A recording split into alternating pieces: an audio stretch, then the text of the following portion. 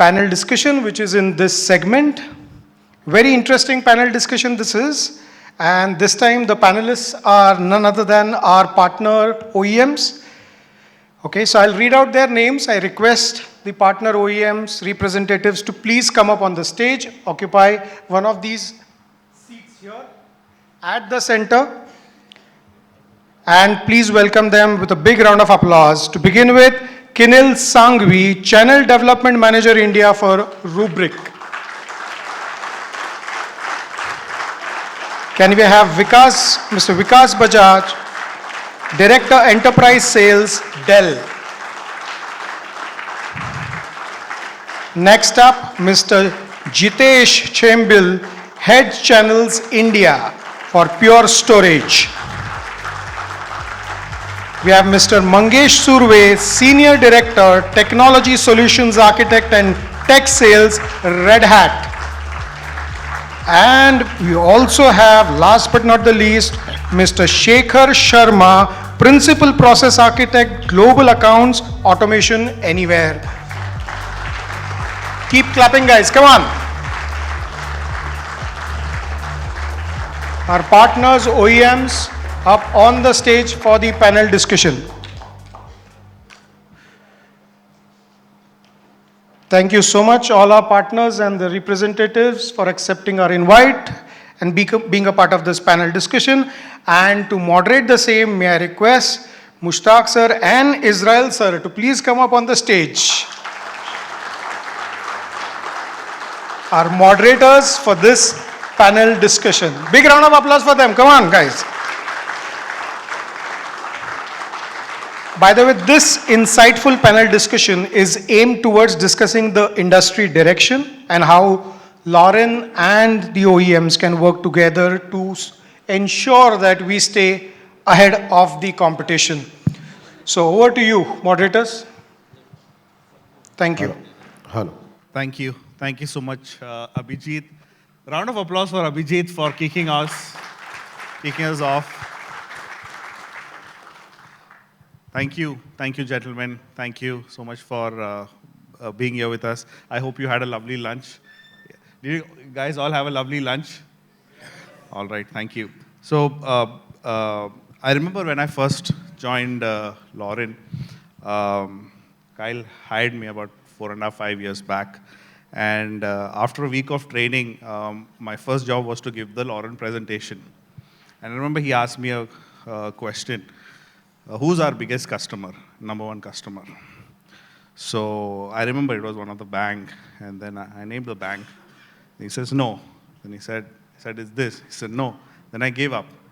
He said, Israel, our biggest customers are our partners. So our success depends on the success of our partners. And that's a DNA that we've carried on for the last 33 years.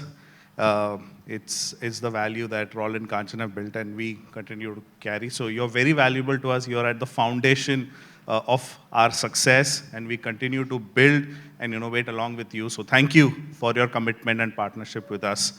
And we want to continue to invest in growing your trust with us and so that we address the market together.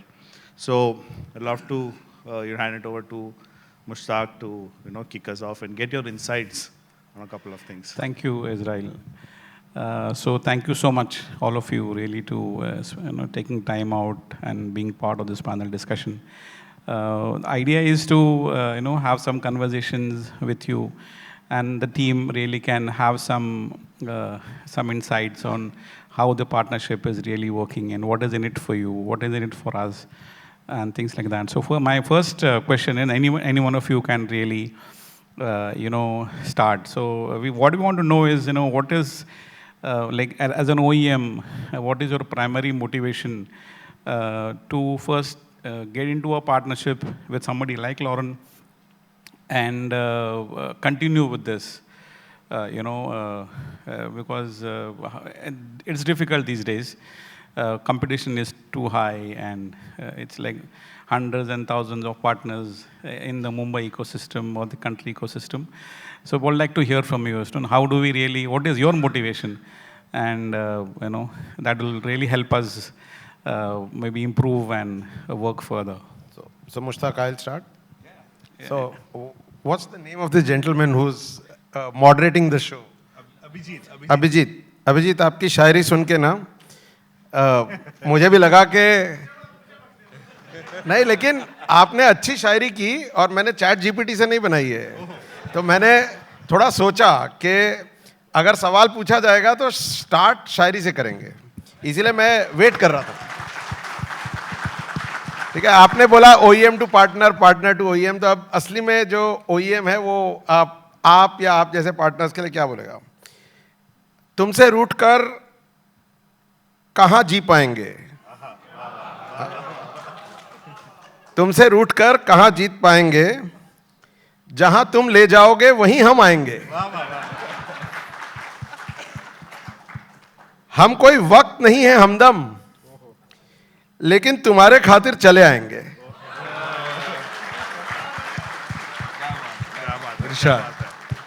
So Mushtaq, you asked a very appropriate question, and I thought that if I answered it through a shairi, it actually encapsulates that why we are here with partners like you. And I think it's cliched to say that, I also heard a few other colleagues from the industry saying we are 100% partner organization and we don't do this and we don't do that. Well, and I understand, and these are fairly cliched answers, right? But I think the best reason why anybody would want to engage with partners, and we want partners to grow, because they are force multipliers. Let's accept that. We are not as big an OEM that I may be, right? There are many of the OEMs who come and set up shop and they have one man who will be called managing director of the company, right? And the managing director will also be the sales manager, he'll also be the distribution manager and everything, right? But it doesn't so happen. You need feet on street and you need force multipliers who go into the market and also keep on selling. So I don't need one partner, I need those thousands of partners. But yeah, then it is about choosing the right partners from within those thousands, right? And I am sure you are in those top 3, top 5. And I believe that what I have seen of Lauren, because we go back a very long way, right? And so with that, I think we are here and we are there in coexistence. That's the main part, right? So for us as an OEM, we have to coexist with each other. That's my point of view. Thanks. Thanks, Vikas. Anybody else who want to add what I would want Vikas to said? add. विकास यार, हमको भी एक शेर बोलने का मन कर रहा है. So like, opportunity, Hindi word, mauka, right? So I think there are a lot of opportunities into the market, and the way technology evolves, we have to be kind of agile, fast, and quickly kind of get those opportunities, convert it, and help our customer. So in that, a OEM cannot kind of do everything on their own. They need partners. And I think Lauren, by its pedigree, is something that we would always want to kind of work with them to kind of fulfill the customer's journey. So मौका के ऊपर एक फिर share, like ए दोस्त, ये मौका है lumps पत्ता ऊंची डाली का. वाह वाह. ओके, ए दोस्त, ये मौका है लम्स पत्ता एक ऊंची डाली का, जल्दी से थाम ले वरना मौसम बदल जाएगा. Wow, very good. Too good. I think the shairi I cannot, But for me, there are 3 things which I really look at this partnership, and which is a key thing which, while we work together. Reliability. I think very reliable partner from my experience. The expertise and the experience what you bring on the table. These 3 things are very important for any OEM, for the market reach, for taking the solutions, for innovation and everything. I think we can vouch for Lauren wherever we go, right? With together or alone, and then we can get the partner in as well. But that's the secret thing for me from Lauren. Thank you, Kanal. Good, ऐसा लग रहा है कि मुशायरा हो रहा है. Sorry, I am not going to recite any shairi because my left and right both are like famous shires, looks like. Okay. For me, the relationship with Lauren, I don't believe in the word OEM, right? It is a relationship between two companies. Primarily, if you look at it, is perseverance and persistence. If I look at the narrative when I met Mushtaq about a year back, okay, when we were trying to sign up, there was a lot of resistance, hesitance, in the sense like whether it'll work and things like that. But when we got to there, it was 1 year of hard work. I've never seen a team sitting here of very extremely hardworking guys. I've never seen this in any organization. I can bet this. Every sales guy, every pre-sales guy, whether the opportunity converts into an order is not the issue. But I have seen that persistence and perseverance in each and every person sitting here. That is the kind of energy which I take back to my organization. It was 1 year of effort, right, Mushtaq? And it is only beginning of this year we saw success. And the success was like a waterfall, right? And it is yet to come, and this will come. So this is what a relationship happens, because it is the trust. It takes time for the trust to happen. It is for people sitting in this room to believe in me or believing in my company, and for me to believe in your company. It happens when the vision of two companies match. When the people sitting in the room here understands that this is what my company wants to do, and this is what I understand that this company wants to do. If there is a match there, that is when the thing happens. It doesn't happen that you work and results happen out of a quarter or 2 quarters. But if you do that, it's like a marriage, right? It takes time for adjusting. But once it happens, it is that relationship goes long. So that is what the relationship should be, and I wish that happens with every company or every organization that we partner, right? That's my 2 cents. Thank you all really for contributing to this, Israel. Yeah, thank you once again for the encouragement and validation of our partnership. Something I'm sure you witness more than us as well is that the way our customers are consuming technology is changing. A lot of decision making today is moving from IT to even business, getting involved even in infrastructure to AI-based technology purchases. So with a lot of trends changing in how consumers are adopting technology, how do you see changes happening in the whole partnership or channel ecosystem with OEMs? What are some things that are going to evolve, change, or expect to grow, both for the good and bad? So something from your perspective, so that we are better equipped to continue to grow with you. Is that to me? No, everyone, yes. So if you look at from IDC perspective, IDC says that 78% of the IT spend would get invested into AI. That is what IDC talks about. If you go to most of our customers today, everybody wants to get into the AI bandwagon, whether it is banks, IT, ITS, manufacturing, every company, right? That is the perception which is there. Everybody wants to get in, whether it is a bot or anything which is to do AI, that's where the investments are coming in. And you've seen a lot of government schemes also come in. Now, there is an opportunity, so we need to look at introspect with our solution and our capabilities. If the partner has the capabilities and you have a solution, how do we tie this and make good things out of the market is what we need to look at. We need to look at opportunities, but we can't be spreading ourselves thin across and looking at every opportunity, but we need to be specific what the skill sets are available within the company and then go after these opportunities. So opportunities are plenty. AI is an evolving field. That's what my perspective is. So I have a different perspective of AI. If you look at AI, it is more towards simplifying the current problems for the customers and using the resources in much better fashion.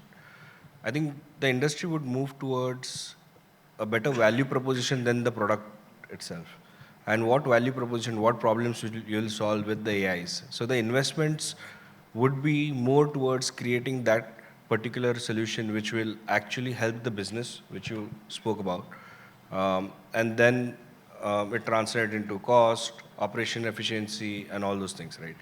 So, yeah, so looking at that, I think innovation is something what would be a key thing for Lauren as such, because the collaborations what you have with multiple OEMs, multiple products, and what Jithesh rightly said was to focus on something which ideally can be replicated on a scale wherein a similar problem you identify with a customer and that can be replicated with a bunch of solutions together. So that can be a collaborative partnership which you can look at. So that would be my say to cater the market and the business needs.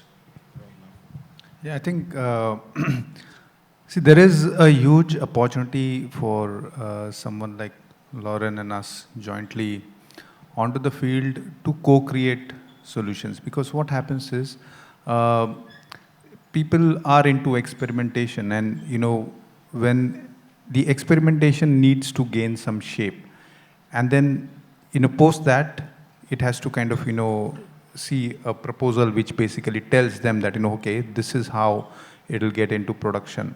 So I think co-creation, business use cases, these are some areas where we can work jointly.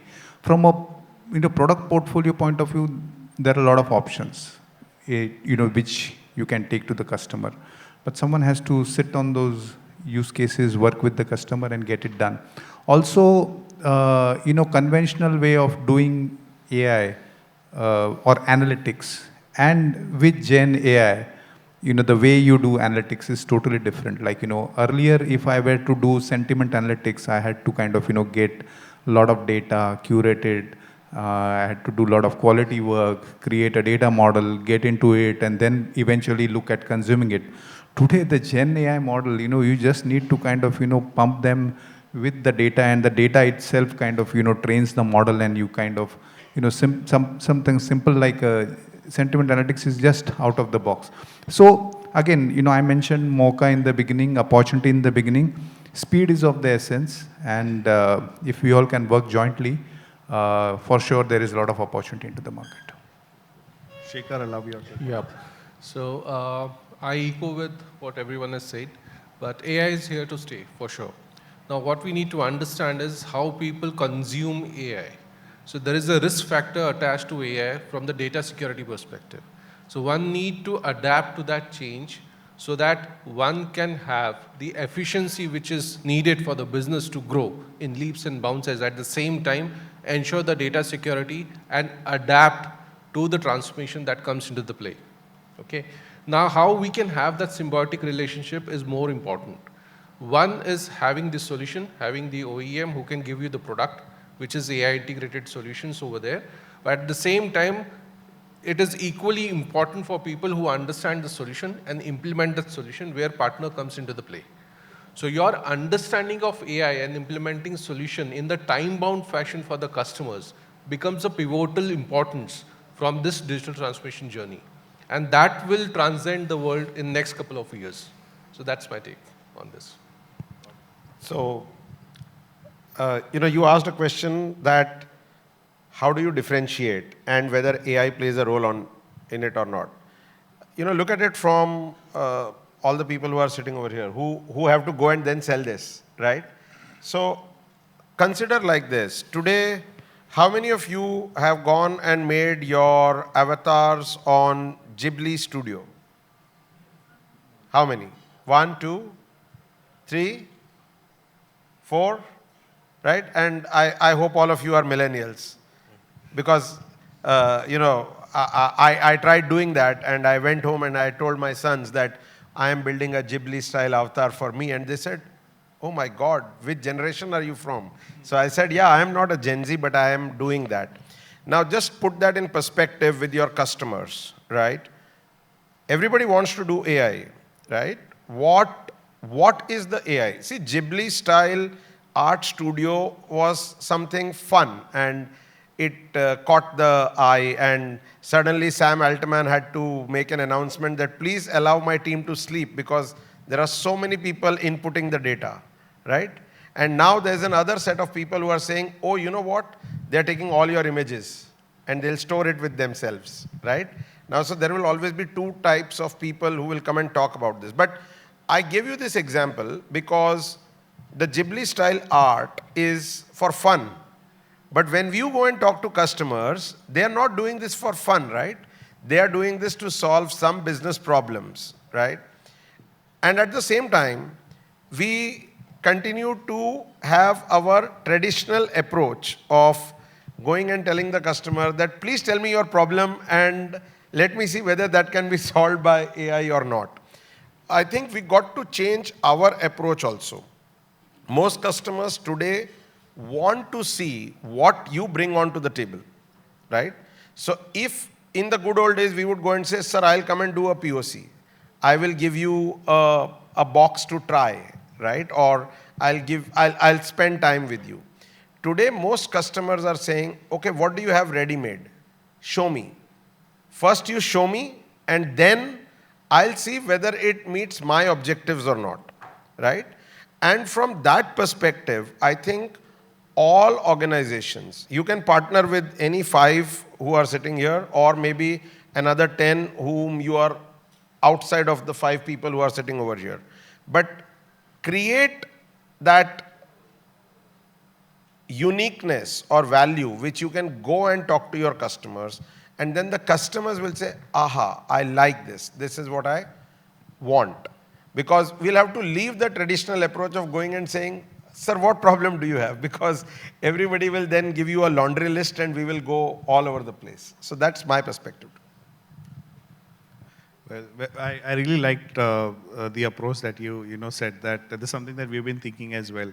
Going and asking customers what your problem is. I think we are way past that it has to be from a top-down approach. Hey, this is what we bring to the table and this is what you have to do.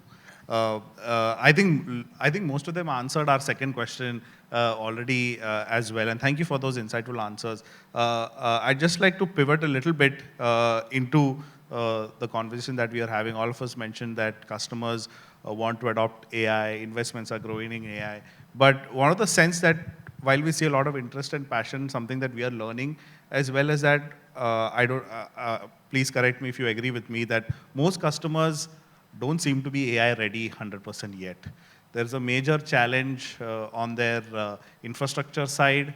There's a major challenge on their application stack. A lot of them are still on legacy frameworks. They are still, some are on their modernization journey, some are yet to even start. Also, their data is not AI consumable yet. And so I want your perspectives on what are the opportunities that you think that we as partners, along with you, can help customers, get AI ready while they plan for AI adoption. What are some of the gaps that you are seeing with customers to adopt AI, and which you see are ready opportunities for us to go and help them? So maybe I'll start.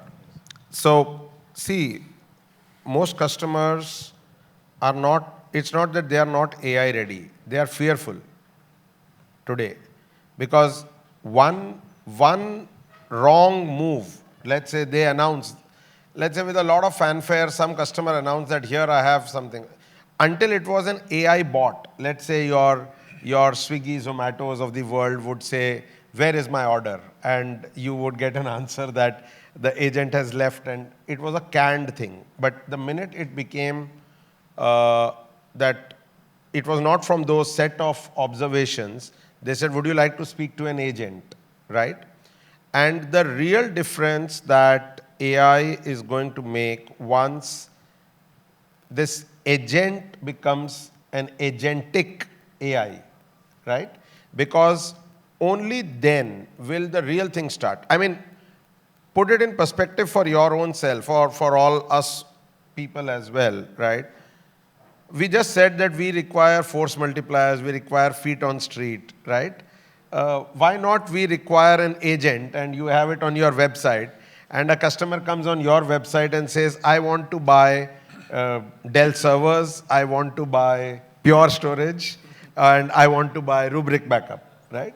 And will someone give an answer like that? Because if he would have come or a customer would have come onto a Dell website, Dell would have said Dell server, Dell storage, Dell backup. But when he comes to your website, can your agent give him an answer like that, right? And if that is the case, and then all your sellers who are sitting here may suddenly start feeling fearful that, oh, if that agent is going to do that work, what am I supposed to do, right? But that's not the real truth, because that's never ever going to happen, because otherwise the driverless cars would have been on the roads across the world.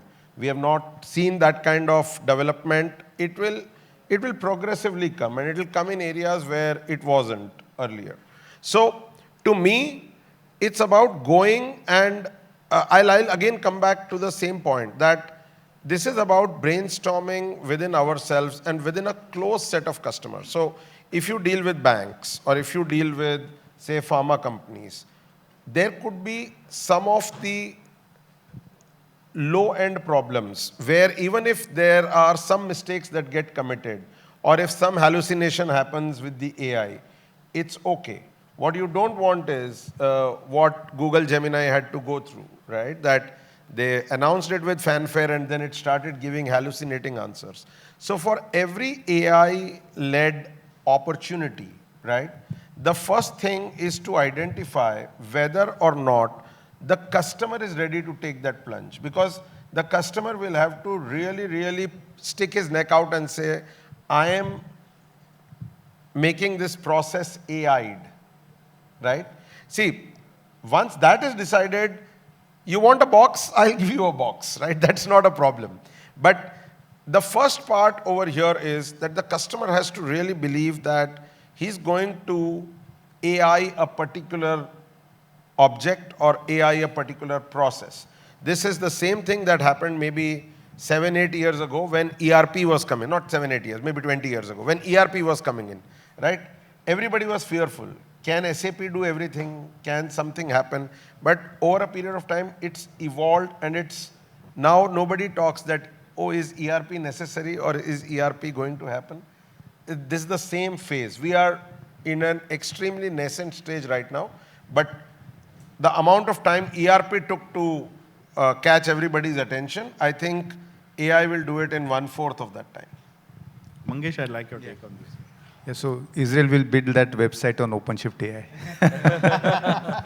But yeah, so see, in the customer journeys, things are changing quite fast. So for example, earlier, even with large size banks, when we were talking about OpenShift AI, and we were talking about, AI use cases and prototyping it and all those things, they had challenges that they didn't have the infrastructure.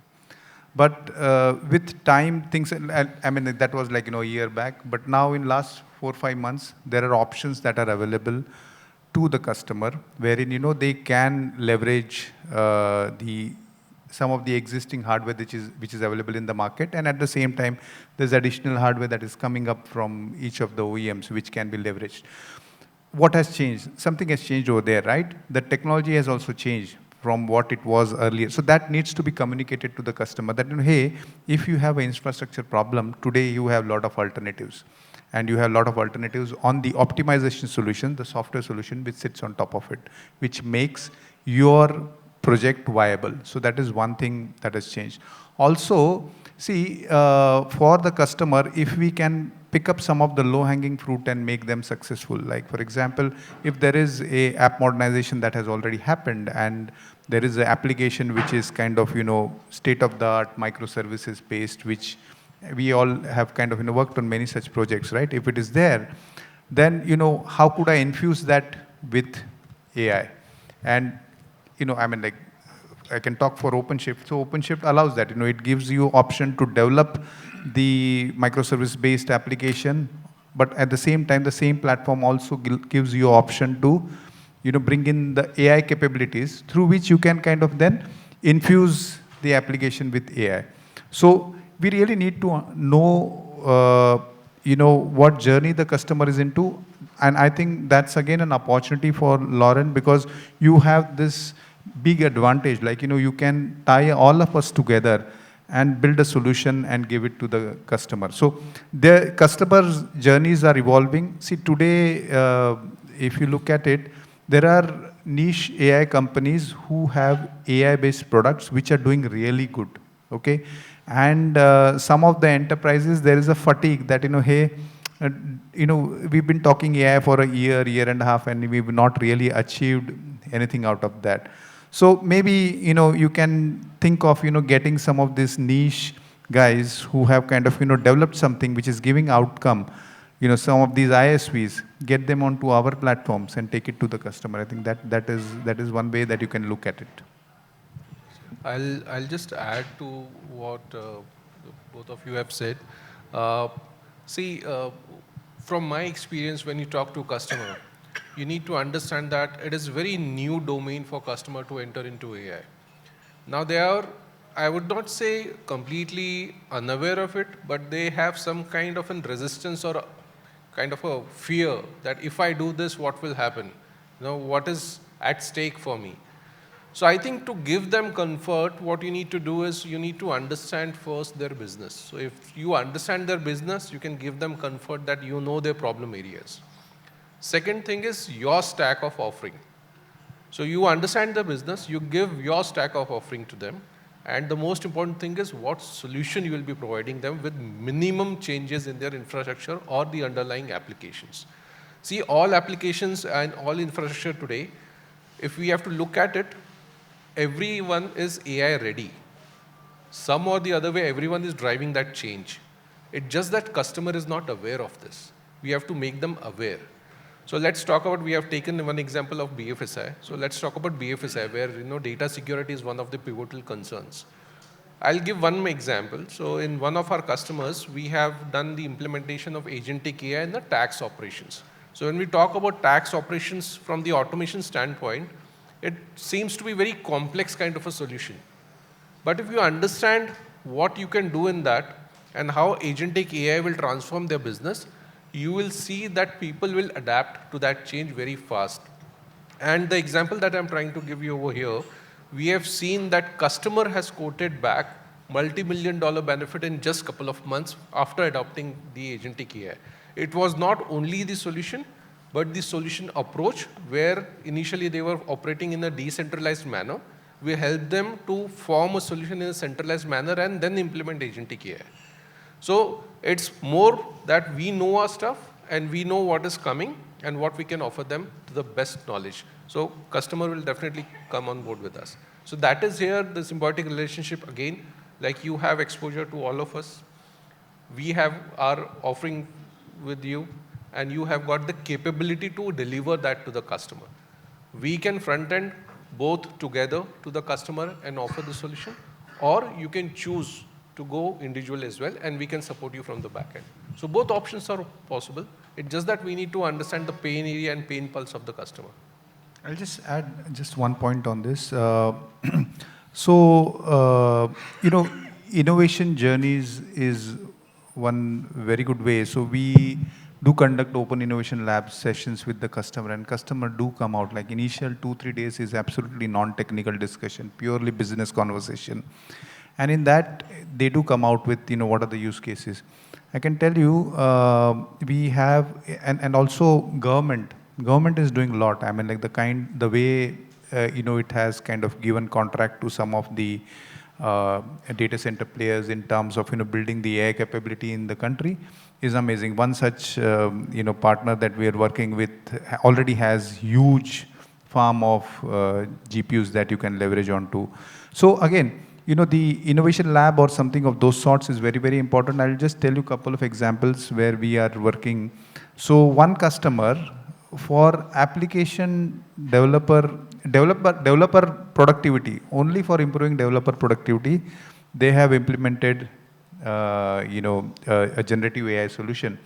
It's on our platform, and, we have used a model, the GPT model. Okay, so there is Microsoft Copilot also into that. So people are experimenting, and guys who are, in advanced stages have already figured out their use cases and they are working forward. I'll take example of government also. Government, the Go Drive initiative which they have, the entire Go Drive initiative is running on, I mean, like from the analytical part of it is running on Gen AI. Okay. Again, government has a different requirement that they would not want to kind of, train the public model with government data because there are legalities involved. So they would want to have a data model which is of their own, or someone who would give them indemnity for those data models. So we've been working with them. So I think really, if you could get to the use case faster, and it is not very difficult to get to the use cases. Like he mentioned that example, it's their business process, right? In that only they are kind of, improving, infusing AI and kind of, getting that returns out of it. So I think that's the way, that's the approach. I think you've heard from the panelists on a different way from application solutions perspective. I would like to wear a Lauren hat and think of an answer. Now, we talk about AI. Before giving a solution, we need to understand what is the problem statement. What is a problem statement in an AI? The answer to AI is people are throwing CPUs at the solution, right? The number of CPU utilization is the highest, number of CPUs are higher. What happens? The power consumption is the highest today. Do Indian data centers have enough power to host these AI applications? Is the answer yes or no? No, right? We don't have so much of power. If you look at the recent meet which our Prime Minister had with the American President, one of our discussion was nuclear power, right? Because power is the biggest consumer in the AI. So from an opportunity perspective, when you use the Lauren hat and the people sitting in this room, so what is the effective way to go and talk to this customer? There is a problem in hand with the customer. Solution is there. So how do I do and give a cost-effective solution that consumes lowest amount of power in the industry today? That should be a thought process, because that is a solution that you can go back to the customer. I look at from that aspect. You heard from the panel here, from some software perspective, solutions perspective, but from an infrastructure perspective, this is what would be in the mind of the person who wants to implement, because it is not easy to implement AI. Right? There are a lot of costs, the power cost. Does he have enough power within his company, within the data centers? These are some important things which you need to look at. So that's an opportunity, what we have, to solve the customer's problem. So if you build an infrastructure on which the AI applications can run, and that can consume the lowest power, that is where he would get an approval from his management to go ahead and implement AI. So that's the angle which I would like to bring up for this discussion. I think the question also needs to be reframed a little. The problem statement you made was, are the customers AI ready? I think the problem statement can be, if the customer's business need AI. If they need AI, they will invest, right? If you go to any vertical, let's take an example of an NBFC, right? When we talk to an NBFC, do we really understand who are the end customers of the NBFCs? How are they making their top line, bottom line, balance sheets, whatever, right? What exactly is going to add value to them after implementing that AI? If a certain NBFCs is giving loans to a truck driver, right? And that's how their business model is. That's where they are making, say, 23 or 25% of interest. How do you actually create a solution which will benefit them for that business and accelerate their operations, their time to market and whatnot? If that's where we take the conversation, probably the investment, what we bring on AI, or are they ready, that becomes irrelevant. If they see, any businessman would like to see what value AI would bring to me. And that is one of the major reasons what you see in the industry right now. Everyone just want to try AI. But when you ask for investment, the customers would say, okay, probably I'll do it on a cloud. We'll just experiment on a smaller data set or whatever. And then we will take that to their businesses and whatnot. But if we do this activity before getting to these customers, do an understand their business, the conversation goes to a next level, a different level altogether. That's my take. Actually, the next question was really, most of you guys have answered. But just to take it forward, we are talking it from a customer perspective. How can we be, ready for customer requirements? But I want to just take an advice from you, or because you all are industry stalwarts working with customers and partners day in and day out. So how can partners like us be more relevant? I mean, in this whole AI bandwagon where everybody is talking, it's like breakfast to dinner. This is the only conversation where people are having. So how can we be more relevant to both customers as well as to you guys, where we don't want to be missing the bus, want to be on the bus.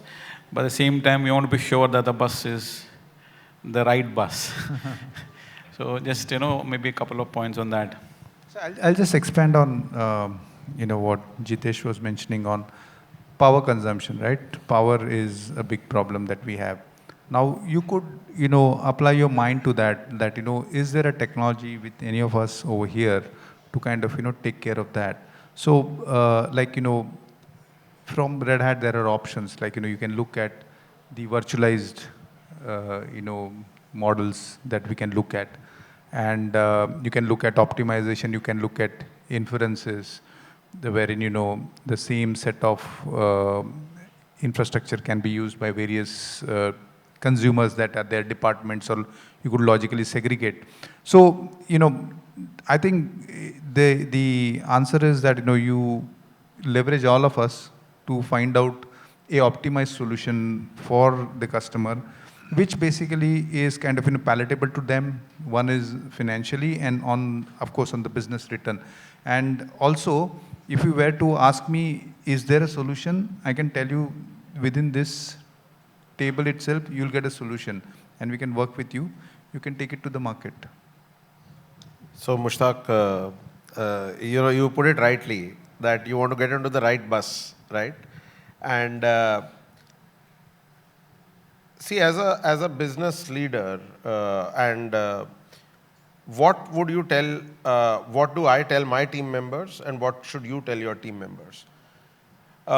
It's not necessary that if AI is in fashion, AI is the only thing that needs to get sold, right? And I'll give you the example, say pre-COVID, right? Pre-COVID, the forecasters had said that the PC is dead, right? Everybody said that there will be no more PCs, that's a dying business, nothing will happen. Come COVID, and you see everybody wanted only laptops, or there was chip shortage, and you just didn't know. And suddenly, selling PCs or laptops was as much profitable as selling medicines and vaccines maybe, right? Now, so never write off anything. So today, yes, the point is that you are talking that, should I only go and sell AI? No. I'll give you the second example. And you will do both the businesses, right? People had also said that, on-prem obituaries are written of anything to be done on-prem, right? And everything will go to the cloud. And suddenly, 5 years later, we have this new term called cloud repatriation, or we start talking cloud to ground, ground to cloud, right? So see, there are certain things which are fashionable to speak about, but there are certain things which you ought to know that people will need to keep the lights on as well, right?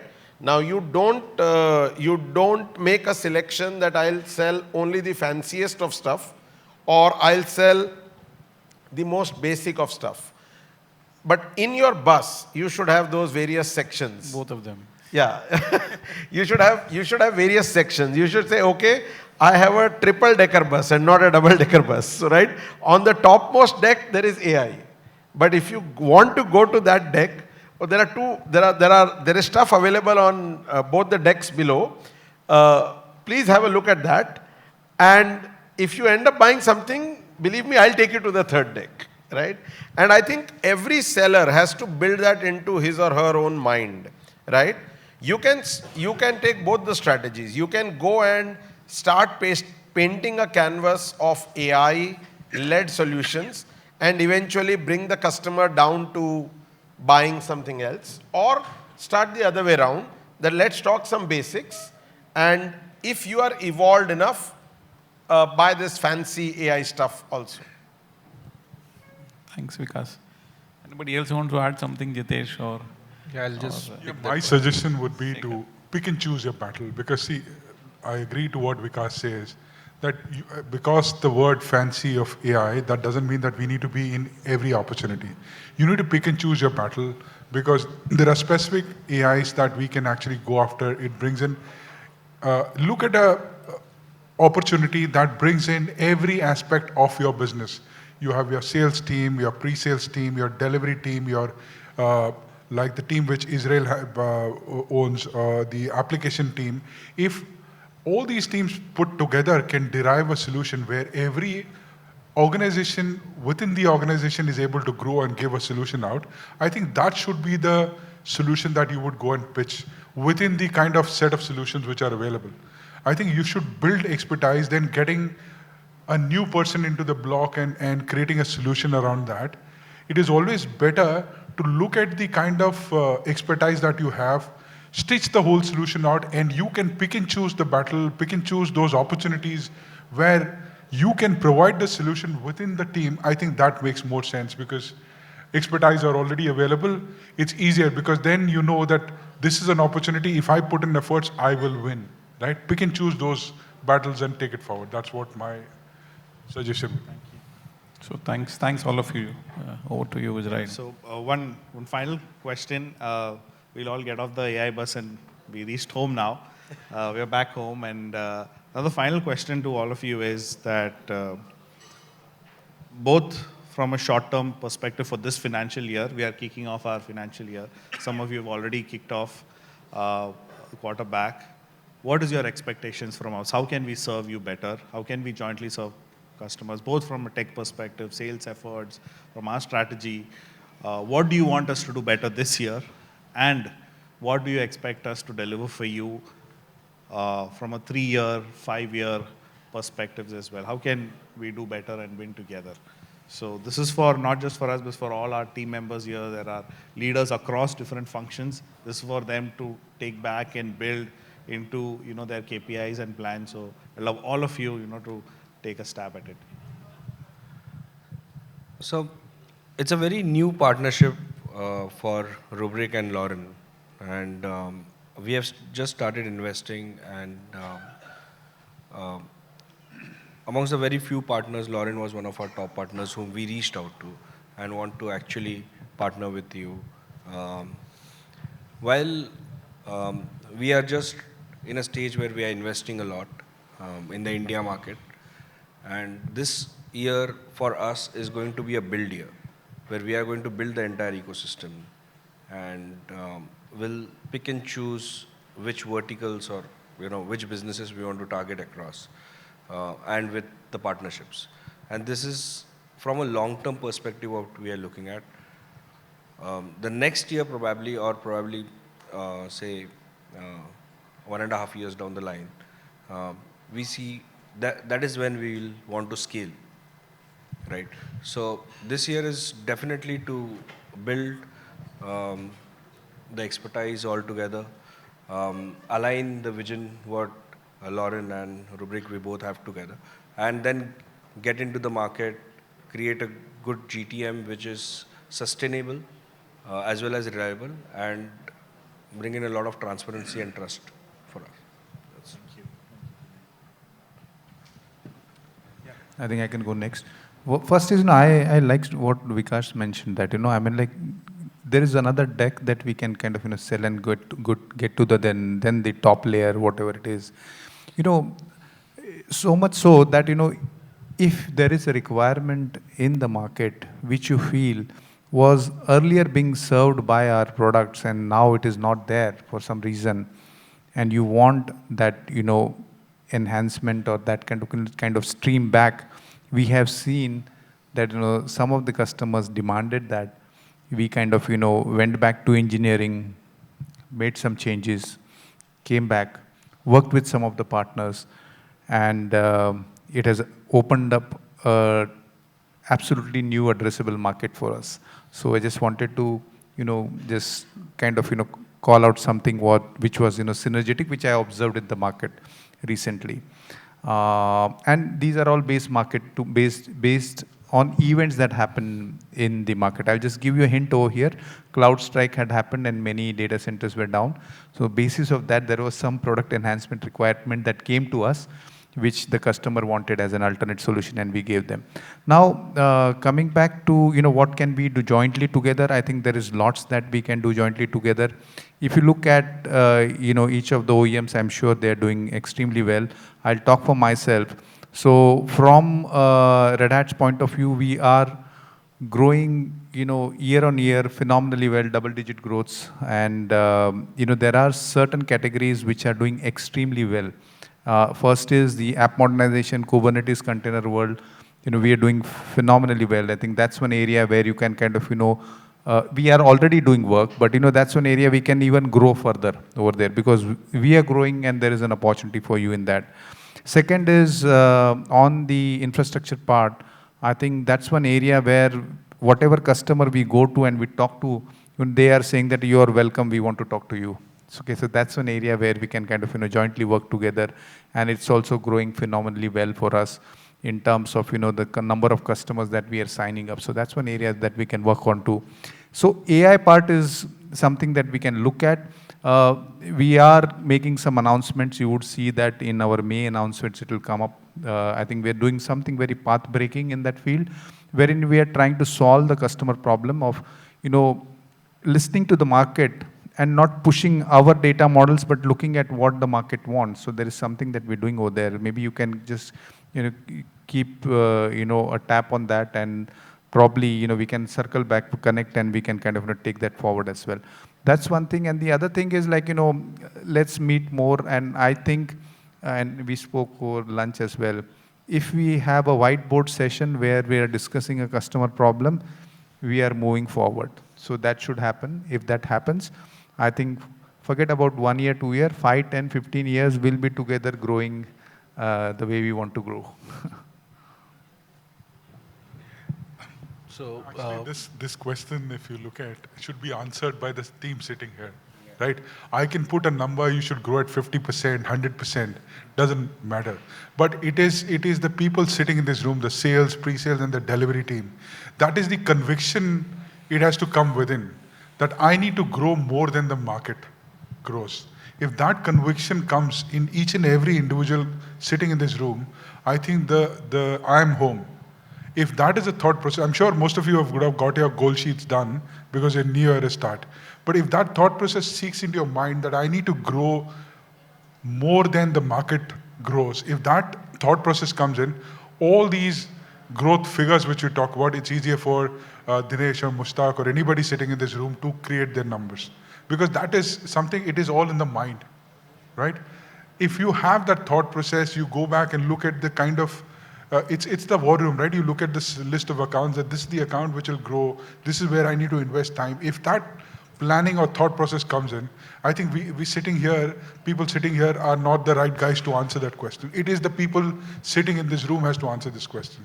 If that thought comes in that I need to grow the market share so that my company also grows in that particular if that thought comes into your mind, I think the answer is there. That's what my thought process is. I'll just add in a segmental formation for this. So if we talk about near term, which is 1 year, we need to set new benchmarks for ourselves. So when we talk about new benchmarking, the best way to do it is create customer success stories. How do you do that? You do that with the accelerated automation deployment. When we talk about AI, we have to take 1 foot forward, give them a solution, start implementation, start deployment, and show them some success stories. In parallel, for long-term goals, what we need to do is we need to co-invest in these solutions that will be more tailor-made for the future problems. So you guys have got phenomenal market expert. You know the dynamics of the market, where the market is trending and where it is going and what is the potential challenge that will come in the next 3 to 5 years. We need to be solution ready in the next 2 to 3 years so that when we go there, we already have a solution for the problem that may arise. And this is how we can strengthen our partnership going forward and create a better strategies for futures in better regions and better markets beyond the current zone. So is this indeed the last question? Yes, it is. Second last. So I think everybody shied away from putting a number, but I think in a salesperson's life, everything should be measured on numericals. Absolutely. You have to, you can have a storyline which says, I will do this or I will plan for this, but there has to be a numerical number. So in my opinion, and especially with Dell, I mean, I clearly see that we should touch a 100 crore mark in this current year. And I want that to happen. A 100 crore number only from Dell. I mean, you can do all the other OEMs also. I don't have a problem. But I'll hog most of the limelight. And if you're talking a 3-year timeline, well, I would want to multiply it by 5 and not double it, right? And if it is indeed the last question, then I want to say one shairi at the end for all the sellers. The stage is all yours. Mushtaq also had One as a second last question. So we also want to take a feedback from you, a feedback or a suggestion to us, to the team, on how can we collaborate better. I mean, in terms of to you and to all of you, you know. So anything that you have, maybe a couple of points, each one of you can contribute in this. We would really love to hear from you. Please be honest and raw. Yeah, I think the co-creation part that we all are embarking on is something that is really music to ears, because my observation has been that, you know, if we could get onto such kind of engagements, the start is small, but the returns are very huge and very consistent. If I were to say, you know, had we started it bit earlier, that would have been better. But you know, there's you know, good that we have started, right? And we've started in a couple of areas. We can focus on them and we can grow on them, is what I can kind of, you know, call out.